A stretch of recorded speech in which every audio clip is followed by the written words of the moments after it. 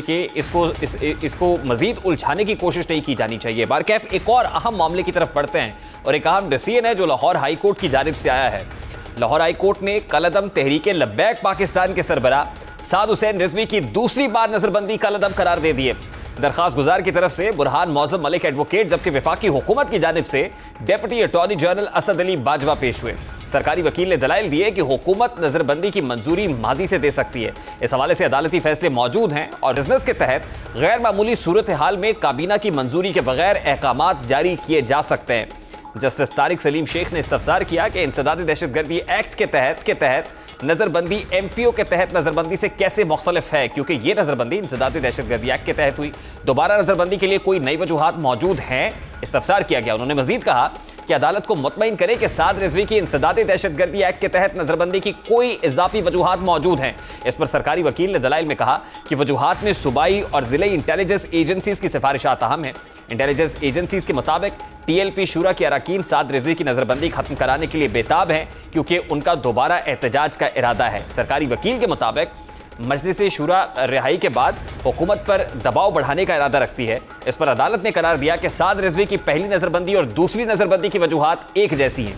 नजरबंदी के लिए नजरबंद फर्द को इसकी वजूहात पेश करना अहम जुज है। सरकारी वकील ने कहा कि दस्तावेजात से साबित करूंगा कि नजरबंदी की वजूहात अलहदा हैं। साद रिजवी की नजरबंदी की समरी काबीना को इरसाल की गई थी। अदालत ने इस्तफसार किया कि फिर नजरबंदी की समरी पर किसी मीटिंग का दस्तावेजात में कोई जिक्र क्यों नहीं है, आपने कितने वज़रा को खतूत भेजे।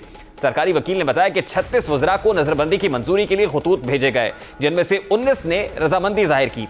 सरकारी वकील ने वज़रा को भिजवाए गए खतूत लिफाफे में अदालत में पेश किए और अदालत से इस्तदा की कि नजरबंदी को बरकरार रखने का हुक्म देते हुए दरखास्त खारिज की जाए।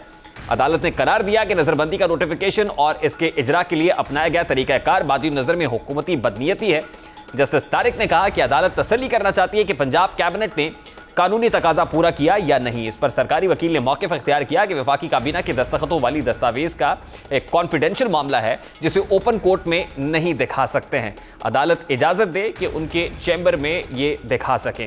बारकैफ इख्तलाफात वाजे हो रहे हैं, सूरत हाल आपके सामने है। कलअदम तहरीक लब्बैक पाकिस्तान से मुताल्लिक जो लाहौर हाई कोर्ट का डिसीजन है, नज़रबंदी को कलअदम करार दिया गया है साद हुसैन रिजवी का, और उसके बाद उनके वकला की तरफ से कहा गया कि किसी भी वक्त रिलीज़ भी हो जाएंगे। और इसका एक तनाजुर है और एक तनाजुर के तहत जिस वक्त साद हुसैन रिजवी को गिरफ्तार किया गया था तो बहुत सारे जो कलअदम तहरीक लब्बैक पाकिस्तान के कारकुनान हैं और क़यादत के बहुत सारे लोग हैं जिनको एमपीओ के तहत गिरफ्तार किया गया था, लेकिन ये गिरफ्तारी इतनी सादा नहीं थी। इसमें इंसदादी दहशतगर्दी की दफात को शामिल किया गया था। इस हवाले से अभाव मौजूद है। अदालत में बहस हुई, लेकिन सरेदस्त लाहौर हाई कोर्ट का डिसीजन है कि साद हुसैन रिजवी की जो नज़रबंदी है उसको कलअदम करार दिया जाता है। अब उनकी रिलीज़ कब होती है, इस हवाले से जो कॉन्फिडेंशियल मामलात है वो चैम्बर में कब हो